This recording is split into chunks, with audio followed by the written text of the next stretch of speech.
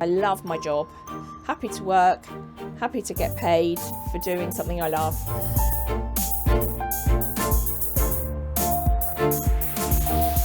I'm Claire Matthews. I am a makeup artist, I'm a supervisor, and sometimes I'm a designer. I'm a bit of a jack of all trades. So you get employed on a job on a contract.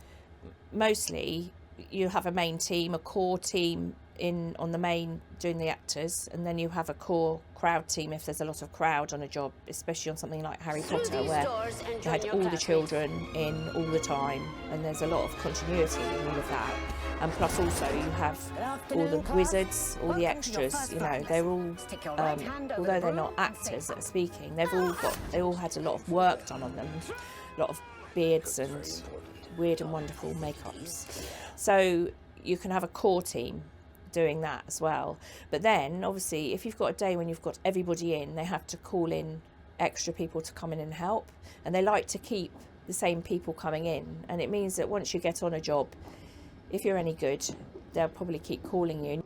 Being a team is the ultimate most important thing, and having your team working as a team is the most productive thing. But I would say you put a team together for their skills, really, and also personalities. You know, you want people to get on and work together. I mean, people tend to be better at one thing than the other, so you get to know what people's strengths and weaknesses are, and then not put too much of an expectation on somebody if they're weak at one area but better at another. You know, channel it so that you've got the good team. We're all working together, and it is the ultimate most important thing in our department, because we're all together so much of the time, such long hours. So you have to be able to rub along and have a laugh and get on with it. They do what's called a 10-hour continuous day, so you probably be on set at 8, but you don't have any lunch. They do a running lunch, so you have to just go and grab something, and then you wrap at 6 or 5, it depends on the job. But they will bring us in much earlier. You know, I've actually had to get up at 1:30 in the morning. So you're looking at least a 14-hour day usually. As a supervisor, you're basically taking a load of work off the makeup designer so that they can design the job. So there's an awful lot of paperwork and continuity, and also looking at the schedules and making sure we've got stuff ordered, and that we're, you know, looking ahead and making sure that you're ready for anything that might be coming up in the schedule, and facilitating anything that they want. So if they are talking about, we need to get this, that and the other, we need to order, I'd go and order it so that they can just get on with the look and the actual day-to-day running of the job. It is a bit of a secretarial role, which is what not a lot, you know, you're still doing your makeup and all of that, but that's why I'm glad I did my secretarial course actually, because there's a lot of work on your computer, you know, spreadsheets and all that sort of palaver. What's this? It's a present from your mom. I can't just pick up and go to England. She wanted this for you. I've done my first job as a designer. It's just a small film, basically because Life's a risk. You know, it's nice to work with people that you like, and I kind of feel like I should. I'm not particularly ambitious, so I'm happy to supervise, I'm happy to be a makeup artist, but my children are older now, so I can do more, so it's just another string to my bow, really. They send you the script first, and then you read it, and then what I do is I read it again and then make notes. Whoever's cast, you talk to them, and you talk to the director, and you talk to production and see what they want. You have loads of meetings, and then if you have to get wigs, you go to the wig makers. You know, you get everything prepared beforehand. You have to read the script really carefully to make sure that you've got everything you need. So if there's a section where it says that they're gonna, you know, have a bloody nose, you have to make sure you've got the right blood.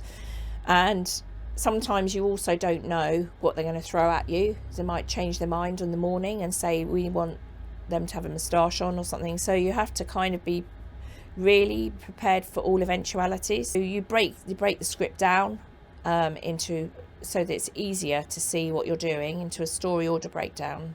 And then you do notes for each character, so that if you have someone, I'd say you're going to be making up Fred, here are Fred's notes, and on the notes it will tell you what if Fred gets punched in the jaw, it will say on there, so that the person making them up is very clear, and all the notes from the director on there.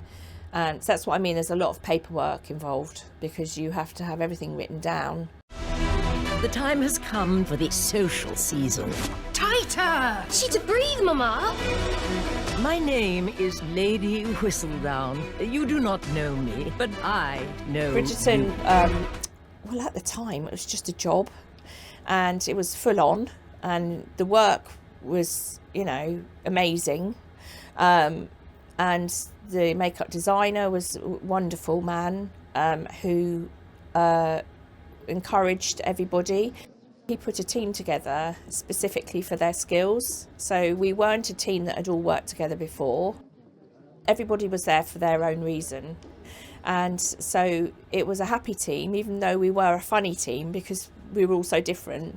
I was the eldest, so I was a bit of a mama on the team. But incredible the way it was received. Didn't quite realise when we were filming. We knew we were doing some good stuff, but yeah, it was a great job. We went to some amazing locations all around England. It was quite an experience. I, like I say, have been a jobbing makeup artist for years. I've never, ever in my whole life thought I would ever get any award, never been after one. It's not something that bothers me. I just was happy to work. I love my job. Happy to work, happy to get paid for doing something I love. But that was Bridgerton, yeah, which just came out of the blue. That was the biggest shock of my life. And very, very chuffed to have received it. Yeah. Look at her. She's nice, isn't she? And the Oscar goes to Christine Blundell and Trevor Proud for Topsy Turvy. This is the first Oscar nomination for both Christine Blundell and Trevor Proud. I am a hair and makeup designer in the film industry, film and television industry, which means that I start very early on, usually a little bit after the costume designers started a project. My job is reading the script, breaking it down and bringing it all to life visually from a hair and makeup point of view with my team. I mean, you approach every single job very, very differently. I mean, a lot of it is script relative, so it's telling you what period it is, the storyline, etc. There's certain directors that I love working with, Mike Leigh being one of them, Guy Ritchie being another. So I mean, prep is incredibly important on a film. If I'm working with Mike Leigh and I'm doing a Victorian film, like when we did Topsy Turvy, everything right down to the 7 colours of makeups that they had in Victorian theatre at the time, we recreated, and everything was authentic. I had a week's training with all of the actors to teach them how to put on their makeup the way you would have done in Victorian time. When we did Turner, you have a historian working alongside you. My little lad could draw. I thought he could read and write. Is that who? Constable, Turner. You're still making your nice little pictures, Mr. Turner.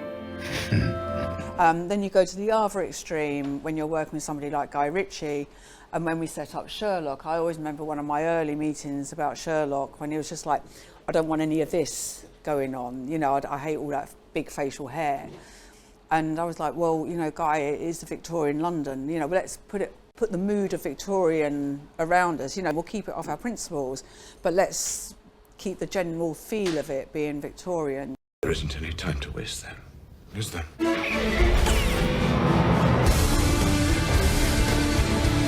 It does make a considerable difference to me having someone with me on whom I can thoroughly rely. What's nice to see, Watson? It's very different, like sort of Guy kind of has he wants a very cool element. The look of his films is very specific. Save your bullets, Watson. You can have buzz cut hair in a Victorian film with Guy because he kind of likes that look. You know, so you just kind of use that buzz cut and you kind of try to give it a Victorian feel, you know, the costume, dirty them down a little bit, you know, make their teeth a bit dirty or put, you know, some, I don't know, you'll just make it work in a Guy Ritchie way. Whereas a buzz cut would never work with Mike Leigh because he's just like, well, they didn't have electric clippers at the time, why are you doing that? Are we in trouble? I definitely put together mood boards, but if they haven't cast the actor, I don't know. It's very dependent on a hair type, on skin tones. You know, it's all very, you know, once the actor's in the chair and they're going to bring in what they want to the equation as well, then it starts taking shape. No matter how much I've read the script, I might have got notes from the director about how they want it to look. I might have had notes from the studio, believe me, we get that. But my golden rule is to sit the actor down and just say, okay, tell me how you think your character is. And just let them talk it out to me so that I can just, in my head, I'm kind of moving around with the information I've got from the director, the studio, and I'm listening to what the actor's interpretation of their character is. And then you start developing your design. And I think the relationship between you and the actor it is very specific and it is very sensitive. I mean, the collaboration with each department is incredibly important. I think my first port of call on any job is the costume designer because they've usually been on the job longer than me and there's every chance that they'll have an insight into, you know, sometimes you've got to be on par with what their designs are. Likewise, the set designer is another one who's, you know, a source of great information. And when I first start a project, I will sit down with the lighting cameraman and I will ask them if they're doing any jiggery-pokery to the film on the Nevers that we've just finished. You know, a couple of the actors, our sound department really struggled with, you know, because their costumes, they're in corsets or they're rustling and things. So, you know, everybody had wigs on, we'd feed the mic up through the wigs. So again, sound is really important.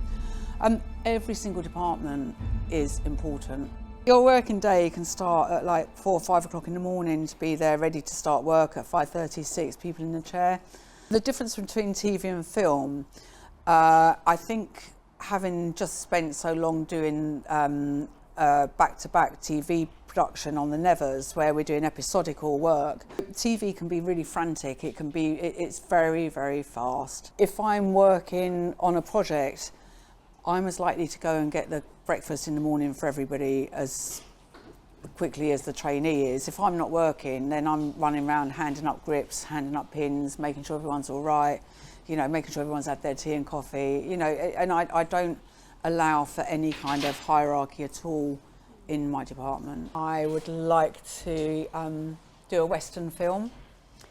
My kids are grown up now, so they've kind of grown up with me working in this industry. So I think I'm kind of looking forward. I mean, I'm 60 now, so I'm kind of sort of thinking I've got another good 10 years of being able to trot around, and you know, I kind of want to go off travelling again with productions and things. We had a lot of fun, you know. So I've had a lot of fun over the years, sort of like travelling all over the world with jobs and just seeing, you know, different things and that.